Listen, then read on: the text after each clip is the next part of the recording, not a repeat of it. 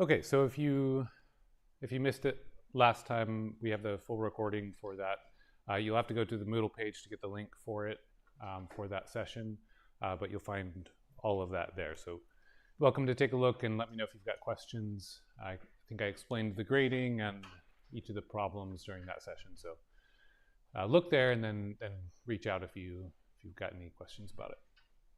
Okay, a couple quick updates, kind of just course logistics. How are you guys feeling about MATLAB? Where are we at? You done a fair bit of the session so far. Anybody like completely forget about it and just lost track of it? Or is Moodle kind of keeping you up to speed? Okay, good. Because at the end of the day, if you did like get a couple days behind on one and Moodle told you to and you forgot, that's something that if you complete it and you're like, oh shoot, let me go do that. As long as you can keep up with the course, I'm kind of okay. I mean, let Moodle keep you on task so that we can do assignments and everything. But if everybody forgot, I'd say go do it. But good to know that that's keeping you honest. Okay. Do you feel like you could write a little bit of code now? Sure. Or try? Maybe you could make MATLAB calculate 2 plus 2? Yeah. Maybe you could tell MATLAB, hey, calculate 2 plus x, and I'm going to tell you what x is. Maybe? All right, good. So we can do some things, right? All right. So I'll probably save a formal MATLAB homework till after the second exam. Maybe I'll do a tiny bit with a planned Excel homework that I'm going to give you. So currently my plans right now would be to, well, first of all, just double check where we are now. So we spent a lecture on exam recap, so I'm a little behind on the graphical pH kind of stuff, and today we're going to talk more about the log alpha versus pH, and then get into, that's today, and get into a little bit of the titration kind of stuff. So that's sort of where we're at now. Next time we'll do titrations and buffering, and then a week from today, I plan to mostly do an Excel session. And so I think I will give you a short Excel assignment that, I'll try to post that this week, that would be due this date on the 20th.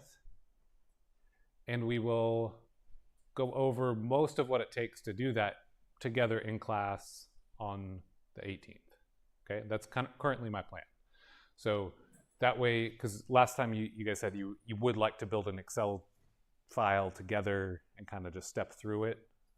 That seemed like a very positive response.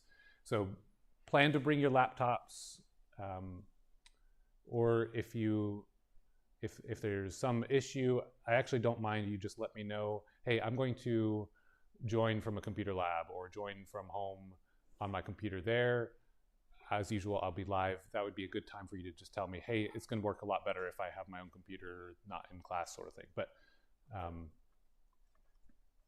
I think you'll probably benefit a little more for bringing it in person if you can. So I'll say bring laptop. So we'll do Excel that day. That'll prep you so that you can kind of have most of it built or something to work with, and submit an assignment to change it up a little bit maybe, but on the 20th, and then your formal homework, the more typical general homework, would be due on the 25th. So I think that'll give you time for both. Not planning to make it anything crazy. And the 25th then would be exam review for our second exam. I did move some of the metals complexation. I think we're just going to have to talk about metals altogether. The complexation is a little different than precipitation dissolution, but I think it'll be fine to cluster it all together. Okay. Then sometime during this last session of our course, we'll probably do a little more MATLAB. So maybe kind of like next week, we'll do an Excel session and an Excel solver homework or something like that. Maybe after exam 2, we'll do kind of the same thing with MATLAB, where you have a formal MATLAB homework. Might be a little bit more involved, but we'll give you some in-house session to say, okay, how are we approaching this? Maybe what are the basic pieces we need to get there, live troubleshooting kind of thing. Okay? All right, so that's my plan. Of course, if you have any concerns or specific interests, let me know. You know, I'm doing the Excel part because it sounded like you guys were very interested in that, so I appreciate that feedback. Okay, and I'll try to get both of those homeworks posted by Thursday, or at least by the end of the week for you. Okay, so last time we were talking about a few things, and we ran into this this example problem and kind of rushed through it a bit. And I said, okay, I'm going to come back and revisit this. We'll try to make it a little more clear. And so that's where we're going to start today. And I'm going to back up a step and say, well, what we had been talking about before that was a few simplifying approximations. And we could put fancy names for them. We could say it's the acidic solution approximation. It's the weak acid approximation. It's the weak base. It's the strong acid. It's the strong base. All of these approximations. But really what it's all boiling down to is if we look at a graph, what comes out is obvious. And the graph that we're going to look at is a log plot of the alpha fraction. Remember, we've got alpha 0 and alpha 1 for a monoprotic acid, right? The alpha 0 is for the species that 0 protons have left the acid, so it's HA. So this is the fraction of HA. And alpha 1 then is fraction of A minus.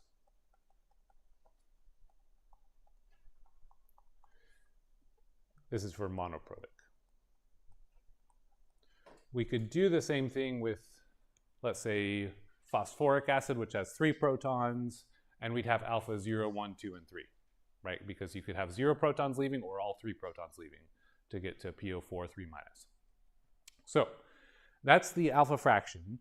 And if we plot log of the alpha, that's this graph. We're going to do that versus pH, and we're going to start simply with a monoprotic acid. So we've got alpha 0 and alpha 1. And if you recall, we could describe these a little more mathematically to say this is HA divided by the total. We could also write that as HA over HA plus A minus. All of that is fine. We could also write this as, well, because of this, rather, we'll say we could write HA, excuse me, the concentration we know would be equal to alpha 0 times A total, right? Because it's the portion that is in the HA form times the total A in solution, right? Okay, so we've covered all of that quite a while now. Just a quick review that that's the alphas that we're looking at. So when we take a log of it, a log of 0.1, we're saying 10 to the what equals 0.1? It's minus 1. So 10 to the minus 1 is a 10% fraction, right, is 0.1. So if we have log of alpha, log of 0.1 shows up here, right? So when we have 10% of the solution in a given form, that corresponds here. And then 10 to the minus 2 is 1% or 0.01, right? So this would be 1%. 10 to the minus 3 would be 0.1% and so on. So it's pretty useful to keep that in mind to say, okay, what are we looking at? 10 to the 0 is 1 or 100%, right? So we can think of this as 10 raised to the power of that number. So 10 to the minus 14 is a very small number, right? It's a very small fraction. So whenever we're looking at this y-axis, we can simply be thinking of it in that regard. And even though we're not, if we had something down at 10 to the minus 14, it's not 0. For practical purposes, it's probably acting like 0, right? And especially if we have something else that is, if we're comparing that as a fraction, something else might be very close to 100%, and you have this 14 decimal places later, you have a 1, right? That's not showing up much. So that's a little bit of context to interpret this graph. So what we see is when we cross this 10 to the minus 1 line, or this minus 1 line, that's where we have 10% of one and 90% of the other. Where they cross equally, that should be 50-50, obviously, but on a log plot, that's 10 to the minus 0.3. So it's a little hard to, visualize that perhaps, but we did talk about that a little bit last time. Where they cross, they're obviously equal for the amount that is in HA versus the amount that's in A minus. We'll just say alpha 0 equals alpha 1. And we could, just recognize that. Okay, so when we look at this graph and we move a little bit far away from the scenario where they're equal, that's where interesting stuff happens. Or that's where simplification can be quite handy. Because if we move further than about 1 log on the pH scale away, so plus or minus 1, so pKa plus or minus 1, that's getting to the point where we are, in terms of portions, we're getting a 10-fold change. So if we move 1 pH log away, on the pH scale, we moved 1 unit away from the pKa where they're equal, then we are in a spot where we know the simplifications begin to take effect because there's like less than 10%, or at most 10% of the ratio there. So we talked a little bit about that in the last time. So there's a slide that kind of describes it all and plots out the math. But if we just think one pH away, that range is going to hold pretty true for this monoprotic system. That's when our simplifications start happening. And so if we look outside of this gray zone then, yeah. So that's essentially saying that the fraction of like the acid and its conjugate base are equal at the pKa? The pKa, yes. So where the pKa is the definition of when HA is equal to A minus, right? That is pKa. And the reason that's true is because when we say our equilibrium constant Ka, we'll write it like this, that's equal to the products over the reactants, right?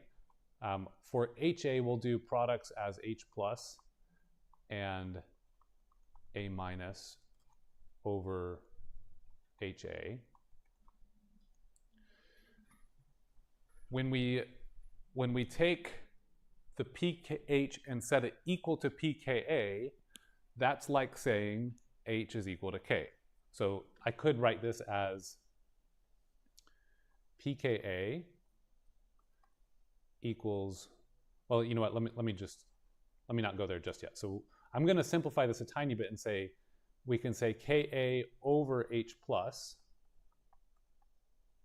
is equal to A minus over HA, right? That's the definition, that's coming from the definition of our equilibrium constant. So with that, if our pKa is equal to our pH, then the right side of that equation has to be 1, right? 1 equals 1. So if Ka is equal to H plus, and we could take the p 10 to the minus log of either of them, or negative log of either of them, then the right side has to be, those two, the top and the bottom on the right side, have to be equal to each other. So I'm going to write that out. So you're saying that if you multiplied the concentration of H plus by both sides, yeah, you would have Ka is equal to H plus. Well, watch this. So if Ka is equal to H plus, then pKa is equal to pH, right? Yeah. And 1 over 1, or let's say, we'll just leave it as Ka over Ka, is equal to A minus over HA. So no matter what is over here on the left, these two have to be equal. A minus has to be equal to HA to satisfy that. But again, it's satisfied fraction of 1 over 1. Exactly. Yeah. So by definition of an equilibrium constant, the products are equal to the reactants when our pH is equal to pKa for an acid or a base. That is how it works, okay? So whenever we have a pKa, we know we can find an equilibrium point, or rather an equal point, where the two species are the same. So that's what I'm saying when I say that alpha 0 is equal to the alpha 1 when the pH is at pKa.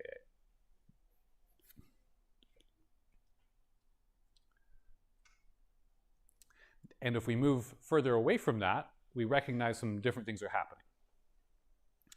So that was a very good clarification to make there. So when we move far up at high pHs, we recognize that there's not much H plus around anymore, right?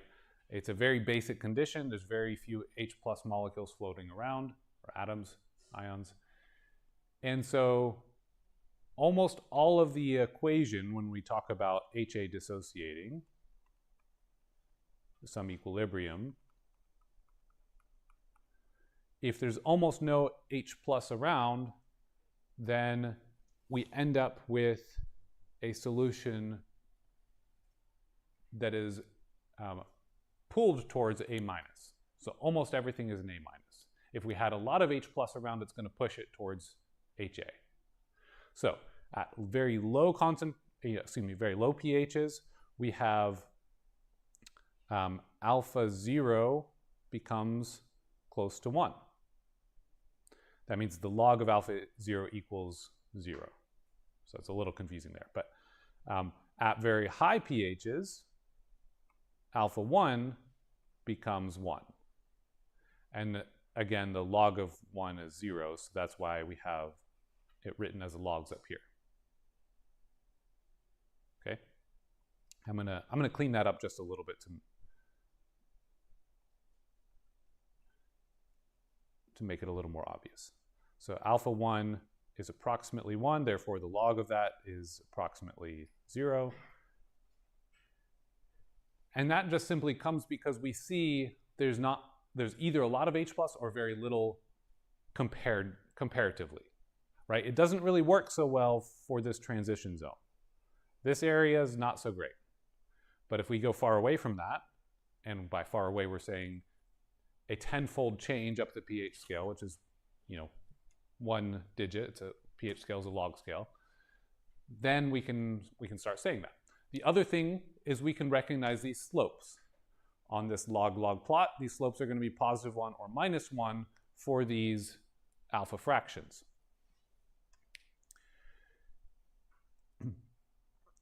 So that's going to come from the fact that we can write the log version of this stuff that I wrote here. Okay, so if we are to plot alpha 0 or alpha 1 versus pH, which would look like this, right? Something like this, except maybe we'll put HA in terms of H plus instead. If we were then to plot it, we would get, and then take the log of that, we could get a log plot, and we'll find that relationship. So let's do that. So we have these relationships, and given the Ka, we can say if we want a function of alpha 0, we can write this as HA over A total, but we could also rewrite HA using the equilibrium constant, right? It's going to end up giving us essentially this here, but I wanted to show you kind of how we get there. I guess what I'll start with is log of HA, right? So we could do log of HA equals, and what I'll do, I'll just do this. Log of HA, take the log of both sides, equals log of alpha 0. And because a log of something times something, you can expand that to say log of the first thing plus the log of the second thing. That's one of the log rules. I'm going to go ahead and do that and say plus log of A total. And that is what's written right here. So just by taking the log of both sides of that alpha fraction equation, we can get this, and we can put the, we can derive that in terms of H plus if we wanted to. That's going to get us a, and honestly, we don't even really have to if we don't want to, but basically what it'll give us ultimately is this, for high pHs, the log of alpha 0 is approximately log of H plus divided by Ka. So we talked a little bit about that last time. I don't really want to go into the derivation or make you guys do that, but I just wanted you to see how these graphically connect, okay? So maybe we'll go into it more later, but for now, I just want you to see these are graphically connecting, and sometimes it's very useful to take these log plots to do so. Okay, so with that in mind, we're going to take another look at this problem, and I've got a clean space for us, and so that we can clear things up a bit. So last time we talked, we wrote all those notes, and we took a look at the solutions. So we're going to take a clean slate and take another look. So the temperature and pressure are 25 Celsius in 1 atmosphere. And what we want to do is make a quick estimate of pH and pKa given a little bit of information.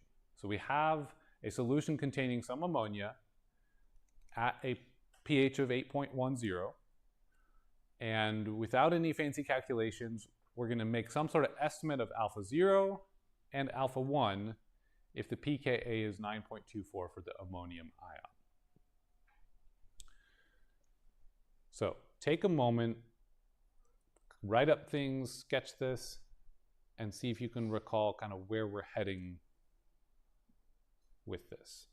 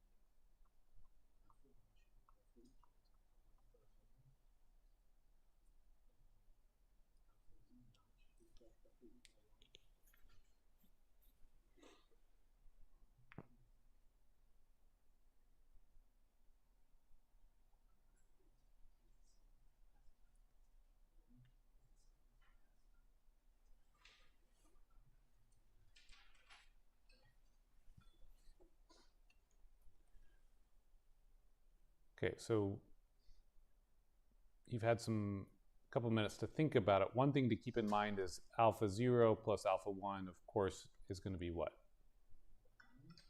1. Yeah.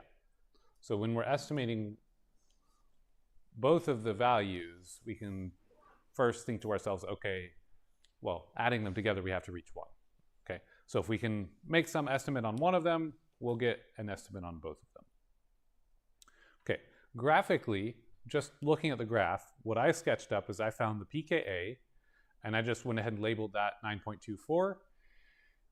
I then kind of made an estimate of where that arrives on the graph down below and said, okay, that would correspond to a pH of 9.24. And if I selected that one little nub, then I could move over 1 and then a little extra and say, okay, that should be pH 8.1. So I just arbitrarily labeled it that way, right? And then I drew kind of a line to say, okay, that's probably somewhere around here. And we could visually look at this and say, all right, alpha 1 is crossing that little spot at a certain point and alpha 0 at a different point.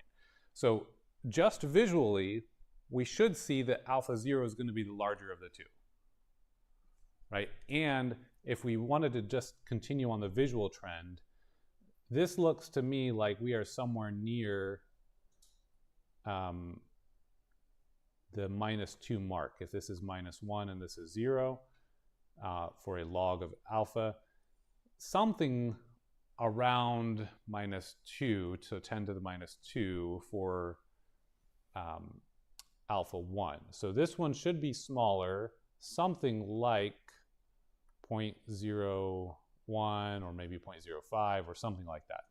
Likewise, this one, alpha 0, should be something like 0.99 or maybe not quite that far. But, you know, just ballparking it, we're in the range of 90% of one, 10% of the other, or maybe more than that. Is just what it looks like to me if I drew this up decently well. I think maybe I should have drawn it a little more to the right. You know, about 9.24 minus 8.1 is maybe not quite as far as I drew it. So maybe a better estimate would be here instead. So maybe I'll move this line up a little bit. I'll get rid of that one. So I revised it a little bit, but it's still sort of kind of a ballpark. So maybe I'll revise this to 0.9 something and 0.1 or a little less. Okay. Now, the answer here is actually very simple in terms of how we could approach this. Is we can take 9.24 and subtract that 8.1 because we have a slope of 1 here. So if log of alpha 1 changes with a slope of increasing by 1 per every pH, just based on that relationship, right, that slope, where I'm just going to write this out very clearly, right? This should be the change in log alpha versus over the change in the log of H plus, right? So change in log of alpha per change in pH. So with that approximation holds true if we're far enough away from the pKa. Are we far enough away from it? Well, we said that we need to be at least 1 pH unit away. We are a little over 1 pH unit away, so we're going to go with it. Okay? That means that we can say 9.24 minus 8.10 is 1.14. So we are 1.14 log units away from the moment where the two guys are equal, the two fractions. And so we can take 10 to the minus 1.14 as the change.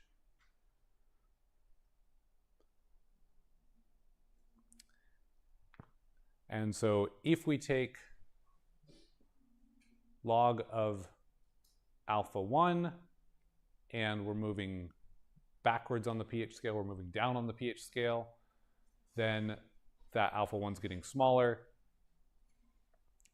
A1, so alpha 1 should be equal to 10 to the minus 1.24 approximately, right?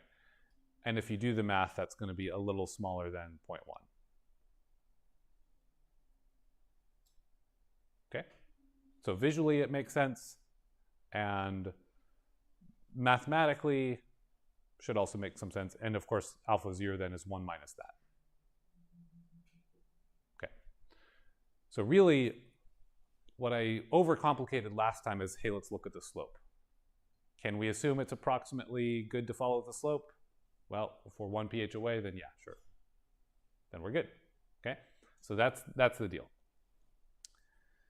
Part B then is the same deal. So let's give you a moment to try this one. So we have a new solution containing some acetic acid and a pH of 6.6. No calculations.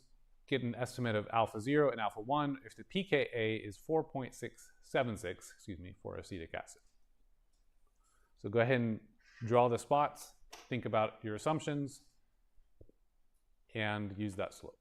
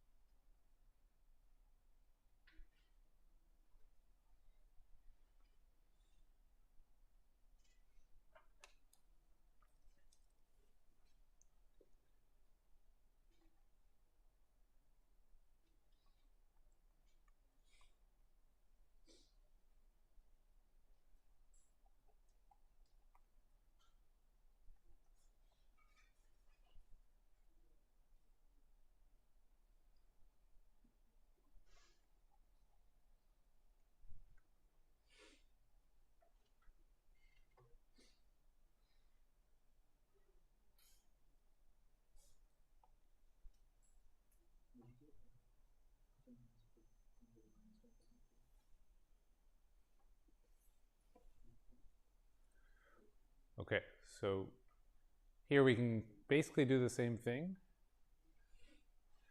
We take the pH that we're at, subtract the pKa, and this time what we're doing essentially is solving for alpha 0. So if we track the alpha 0, that's going to be the kind of the interesting one that we can use the slope for. So the alpha 1 is not very interesting because it's just the log of alpha 1 is so close to 0, or the log of alpha 1 is close to 1. Nothing interesting is happening in terms of the simplification of that thing, right? But down here, alpha 0 is changing with a known slope. So log of alpha 0 has that slope. And so we're going to take that at pH 6.6 and subtract that 4.76. That gives us 1.84. So 10 to the minus 1.84 should be approximately our alpha 0 fraction. And then 1 minus that would be the other piece. So we're getting close to 10 to the minus 2, which is 1%, right? If you think 10 to the minus 2, we're taking two decimal places away, or 1 over 100 is another way to look at that. So we're getting close to 99% and 1%. So maybe this is 98 and 2%. Okay, something like that. Of course, we could use a calculator if we wanted to, but just mentally we can notice that that's sort of the direction. Okay, is this a little better than last time? Okay, good. Now this is all kind of coming from those acidic solution approximations, right? So just a quick reminder, the acidic solution approximation, and I might have another reminder, but I'm just going to jot this down. This is basically saying at low pH, OH minus is approximately 0 in terms of the total electroneutrality balance. So there, with that,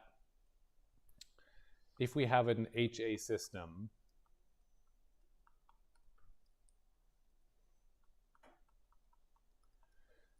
then the electroneutrality for that system, instead of being H plus on the left and OH minus on the right, and of course plus the A minus. So instead of the normal thing, which is this, the acidic solution approximation says, well, realistically, this is going to 0. It's in that direction. It's not very meaningful when we think of everything. So H plus in a very acidic condition is going to be equal to A minus. Now we added to that and also said, well, we can also have a weak acid, and a weak acid approximation would be when it's slightly different than that, and the weak acid is not dissociating, so the HA is going to be equal to A total under certain conditions. So these are the types of things we're noticing when we notice in a very acidic condition the H plus is approximately equal to A minus, and if the alpha 1 here is A minus, then under very acidic conditions, the A minus is approximately equal to the H plus. Excuse me, I said that backwards, right? So, no, I didn't say it backwards. It's just I'm looking at it backwards because the pH scale feels backwards, right? So when we have a lot of H plus, we have a lot of A minus. No. What am I saying? That's okay. What I'm confusing is the weak acid approximation. But so I'm going to stop confusing all of us for the moment and say this is the type of simplification that we're working towards using these graphs to do, right? Is to say, okay, under these conditions, we see this is happening. So the graph here is more like the weak acid approximation.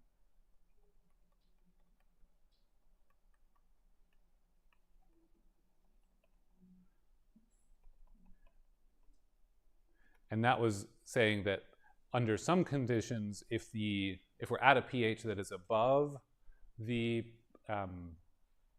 pKa, it could still be acidic, but if we're above the pKa, we're acidic but below the pKa, almost everything's going to be in the HA form, right? So A total is equal to HA if our pKa is much larger than our pH. Okay, we could still be under an acidic condition there, so it's a little bit, I didn't mean to bring in some confusion here, but I think I did a little bit. At any rate. I'm sorry. Yeah, what's up? So, like A total is roughly equal to HA. Since it's a weak acid, like it's not gonna fully deprotonate really at all at this point. Under those conditions. Under these conditions, like if basically what we're saying is if we look at this graph and we have a pH of, let's say we're at a pH here, okay, the pKa, so we are here for the moment. If that's the pH, the pKa is much greater than that because over here is the pKa, right? It's at least 1 log greater. Then what we know is under this condition, our form that is in HA, our alpha 0 is nearly 1. So almost all of the acid is in the HA form. So that's all it's saying. It's just saying, hey, look at the graph. Okay, so I apologize because I think I confused or muddled this a little bit just coming back to describe it, but at the end of the day, we're just saying, hey, look at the graph, what's obvious. Okay, there's mathematical ways to look at it. I'm hoping to highlight that there's the graphical ways to analyze them, and we can build these graphs from those mathematical pieces. I'm not asking you to derive all of that at the moment, and I'm going to work on appropriately scoping the problems with the homework coming up so that we can say, okay, let's piece these together in a manner where we can make sense of it. Okay, so I want to talk a little bit then, if that's kind of the log alpha plots, I want to talk a little bit about log concentration plots. We've actually already talked a bit about these, but in order to draw them by hand, sometimes it's kind of convenient or just nice to be able to take a stepwise approach to plot it out. So here's a 12-step rule or whatever, 12-rule program. 6 steps to plot out one of these log plots. So to hand draw a log-log plot, we can follow these steps, and we're going to do that for an acid HA with a pKa of 6 and a total acid concentration of 10 to the minus 4 moles per liter. Okay? So why don't you take a moment and see if you can sketch this out, maybe even first without looking at the steps, and then we'll talk through the steps and I'll sketch it out with you. So consider this as log of the concentration of our, so log C or log A, I suppose we often use, right? Given a particular form of it, we will have HA and we'll have A minus, right?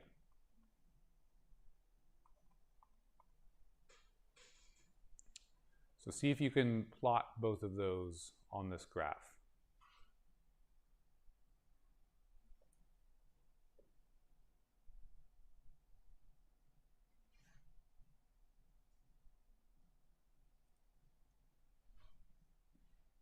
While we're jamming to whatever movie they happen to be watching.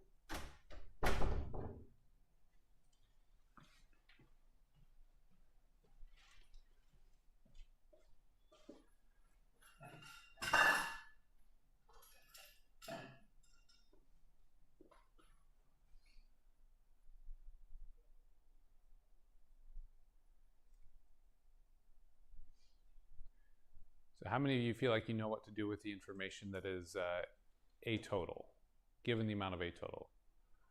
I'm sure it's written on there and like in the instructions, but like, how many of you feel like you know what you could do with that to start with? Not too sure? Okay, so we're given this total concentration of acid, and we know that it's going to be in some combination of HA and A minus, right? We know from our mass balance that A total is going to be equal to HA plus A minus, right? On a concentration profile. So we know that much, right? And we also are given that is 10 to the minus 4. So one thing we could do is, if we are far away from the, like if we're very acidic or very basic, what happens?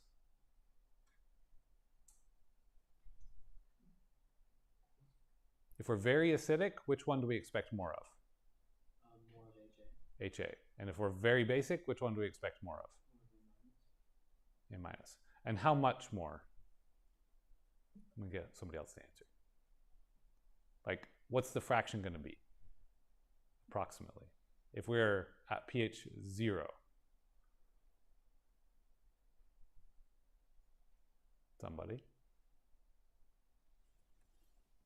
At pH 0, what's our alpha 0 going to be?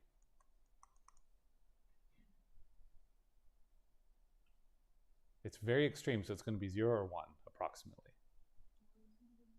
1, right? Because that's the fraction that is HA. Okay? And then alpha, and then at pH 14, alpha 1 would be 1, right? Okay, so I'm saying all that because we can write HA, as alpha 0 times A total, and if there is a condition where alpha 0, is approximately 1, then we have a condition where approximately all of the acid is in one form or the other. So we can find conditions where one of our species that we need to draw, we can find it on the graph on the y-axis, okay? And so that's where we can take the A total value given and say, oh, that was 10 to the minus 4 on a log plot. That should be this minus 4 spot, right? So that's the first step I'm thinking of when I think about, okay, what am I doing here? I can at least start on the edges and say, we've probably got something here and something here that maybe it's not technically exactly 10 to the minus 4, maybe that's 0.00000001 off, but on a graph that I'm drawing, it's close enough. So I'm going to start there and say, okay, this is my upper limit.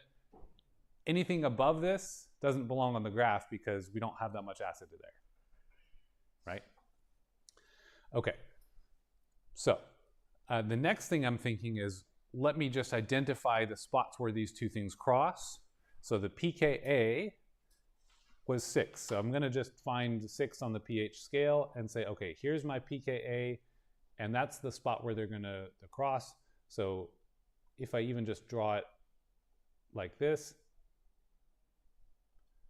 that's my pKa line, and where it's appropriate, the two lines are going to cross.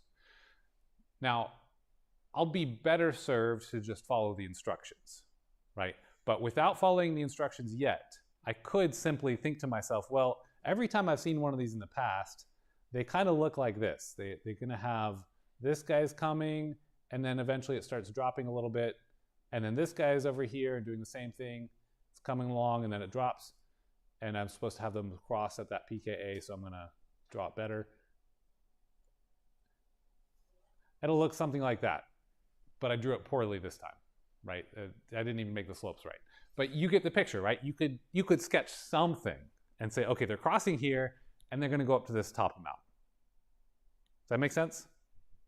Okay, so let's follow these instructions to do it better, okay? And it'll be a little more precise. But I hope that what you're seeing now is fundamentally, what is this what we're doing? Okay, we're sketching it, and here's why. Like here's the stuff that's happening. And what you'll notice is on the graph to begin with, we have the H plus and the OH minus just sitting there. And that's just going to be a feature of it, right? Okay, so step one. On this plot, locate and mark the XY point given pKa and the log of A total. Okay, so in order to do that, we know that it's pH 6. Now, it's also asking us to find the log of, I'll say C, at pKa. Anybody remember how we can do that?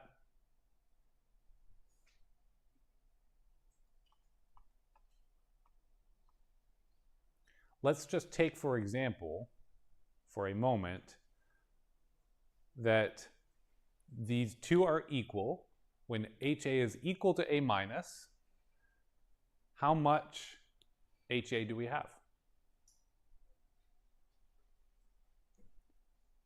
X plus X equals 10 to the minus 4. What is X?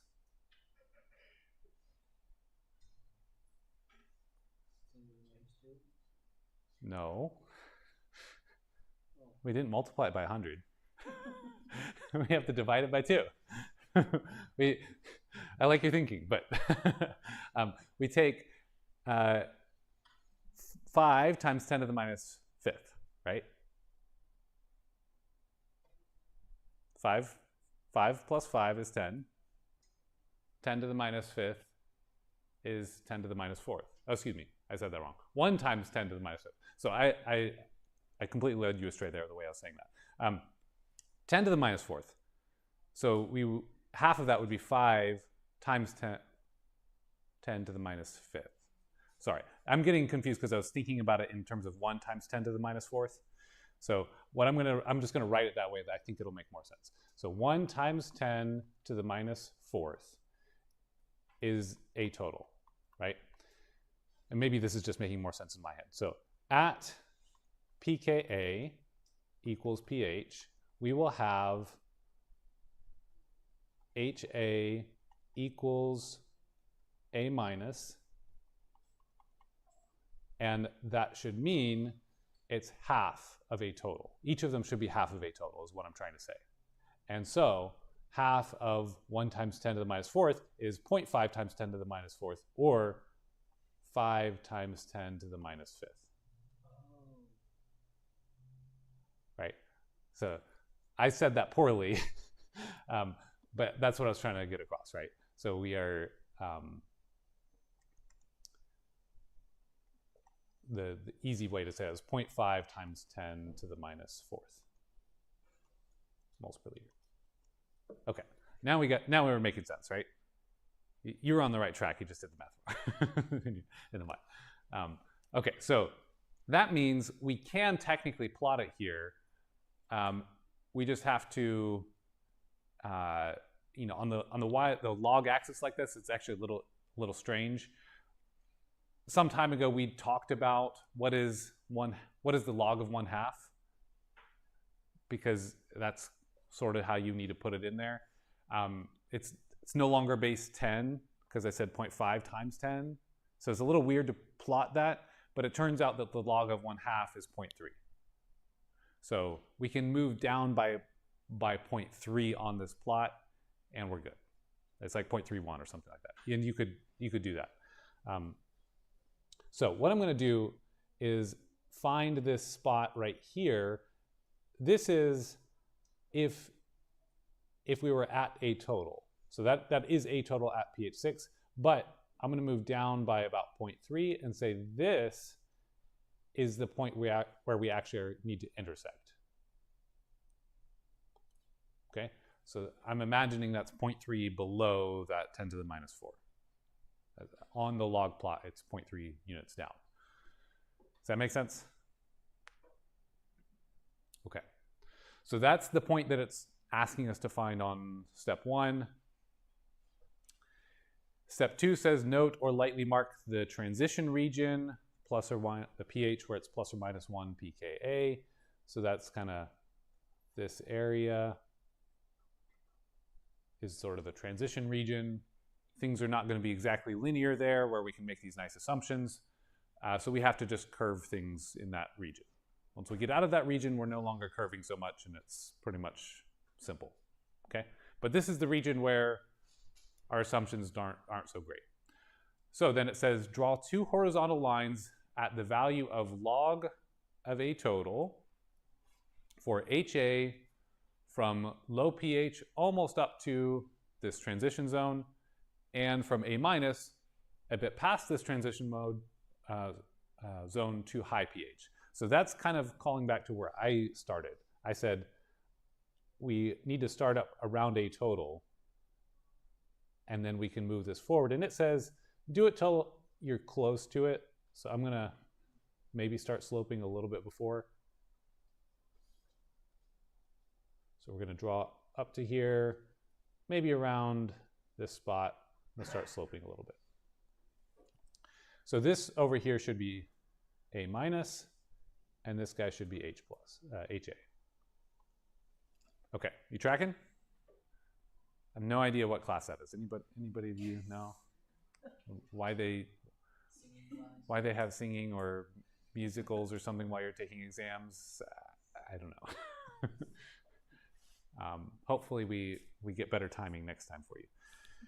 All right, so then step 3, draw two horizontal lines at the value of log A total. Oh no, we just did that, sorry. Step 4. For HA, draw a line with a slope of -1 from high pH to lower pH that passes through the point we marked in step 2. So this point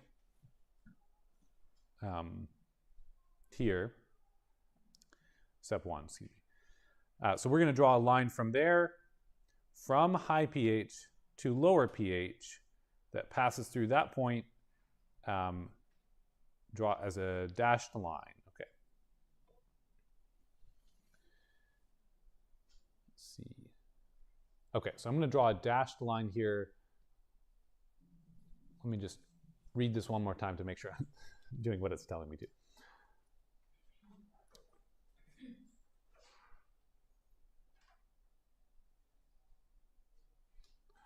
Okay, basically I'm just doing a slope of -1 through this point.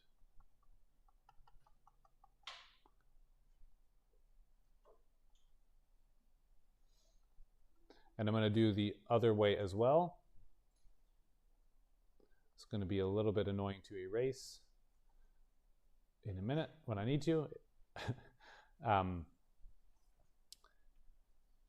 So I'm just putting the kind of a dashed line there to show where things are going. Now step 5, as the point where the log of HA and the log of A minus cross, that point, that's the, I just talked about that a minute ago, that's the A total minus 0.301. Okay. Use the point from step 6. This is step 6, that's weird. 5, I guess, to smoothly connect the legs. So I think what I basically need to do from here is draw smooth lines with a slope of 1 or -1 this way. And then probably shouldn't go past that.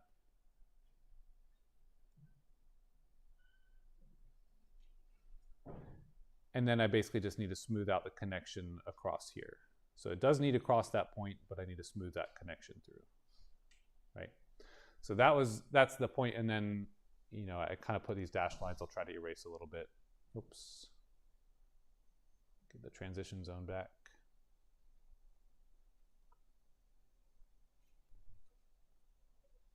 Okay. A little bit messy, but that's sort of the point. So we actually got a lot of it just thinking about it, right? Okay, we're going to start up at A total. And what is A total? We're going to meet somewhere at pKa.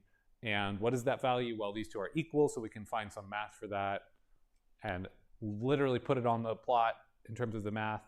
We could do that, right? So most of that's just already there. This is just kind of the steps for it. So I don't think you have to be so meticulous as to take those steps in order to get a problem like this right, but you should now be able to draw one of these pretty well. And you should be able to do it not just for a monoprotic acid, but you should probably be able to do it for a diprotic acid, something with 2 pKa's. And we're going to talk a little more about that to get it a little more precise, because the slopes actually end up changing, but you should at least get the essential shape correct. Okay, we can talk a little more about how the tails of these will change a little bit, maybe, but at least the upper boundary, you can find that, oh, we know the A total, and so therefore we know over here it's going to be almost all A minus, and over here it's almost all H plus, and so on, right? So we can get that graphical solution to our problem. Okay, this is maybe what it would look like if we had a professional do it.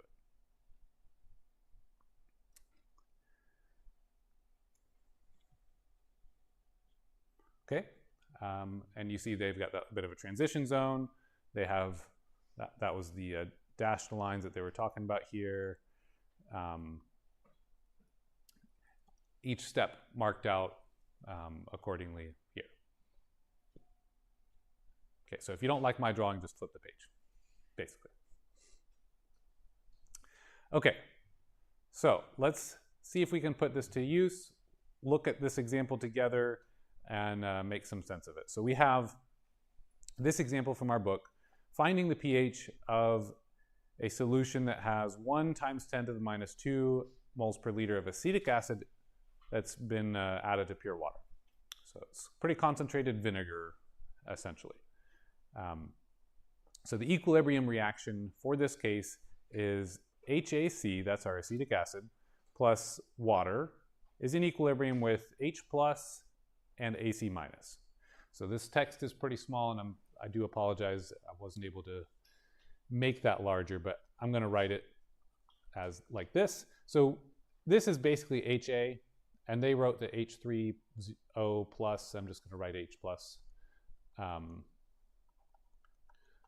So this is just like our HA system, right? We're adding the C here to denote that it's acetic acid, but it doesn't really matter too much, right? It's pretty much the same thing. So that's our equilibrium. From a stoichiometric considerations, we see that H plus must equal the A minus at equilibrium. So let's take a moment to process that. So if this is what we add, then if there's nothing else that happens, then the amount of AC minus that has been added into solution, assuming we're in an acidic condition, which is fair because we added an acid, OH minus kind of goes to 0. So they're doing this whole acidic solution approximation.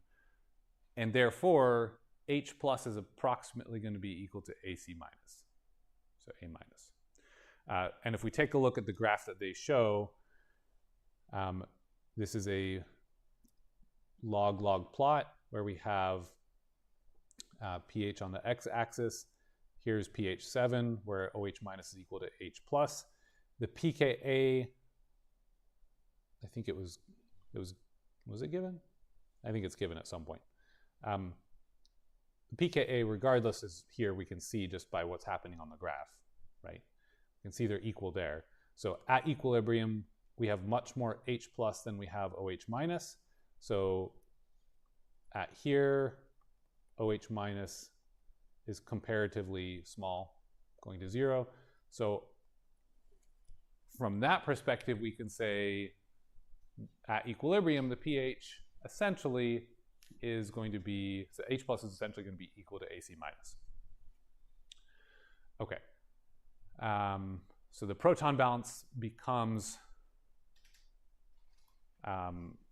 this guy. So the stuff that is emitting, causing the release of OH minus will be, so this is our proton balance equation. We have H plus on the left is going to be equal to the things that essentially the formation of them released a proton on the right. So on the right we have, in order to get AC minus, that had to release a proton compared to what we added, which was HAC. So you'll see HAC is not in our proton balance. It's not showing up. And we are releasing OH minus, or OH minus every time we form it releases an H plus. So for the proton balance, we're going to keep those pieces in here at the moment just to write it up, but we see the text saying OH minus still relative to H plus and to AC minus is very small unless we go up to high pH. And we're adding this acid to a pure water, so we're going to do that simplification, and it turns out this proton balance becomes the same thing as that electroneutrality balance that I was talking about a moment ago.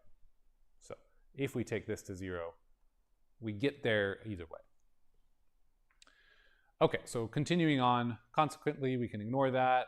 In the proton balance, we find the equilibrium condition essentially. And so that kind of agrees with the stoichiometry of the problem. So then if the challenge was to find the pH, well, if the pH kind of has to be equal to the 10 to the minus of the AC concentration, AC minus, that means that we can find the condition, this condition occurs at the intersection of the H plus and the AC minus at pH minus 3.4. So that is happening right here. So because we can say the H plus line has to intersect that AC minus line, that's how we find the answer to this problem. And this is actually how we define what's called the equivalence point, which is kind of the next topic of conversation. So let me just clarify this and make sure this is at least somewhat clear.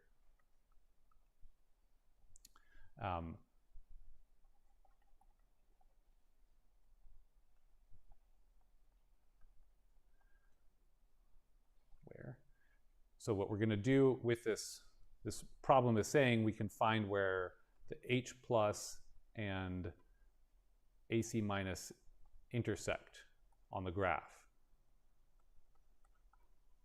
And that happens at this point. Okay? Now, what's going on here is we have a case where we have added an acid to solution and nothing else. The pH, then based on our graph, if we want to know what is our pH, well, given that we had 10 to the minus 2 moles per liter of acetic acid, we draw it at a particular place, right? We draw it at this 2 line. In this case, this is happening to plot it with a negative log of C. And so instead of -2, it's 2. It's the same thing as the last plot we looked at. They just put a negative there in the, right here. Okay. So because we draw it there, that puts in the information of how much acid we added. That puts it into the graph itself. And when we draw up the graph according to that scheme that we talked about, we should find that at some point the AC minus will intersect H plus. And given that our proton balance equation suggests that when we're at an equilibrium, H plus is going to be equal to AC minus, that should hold true.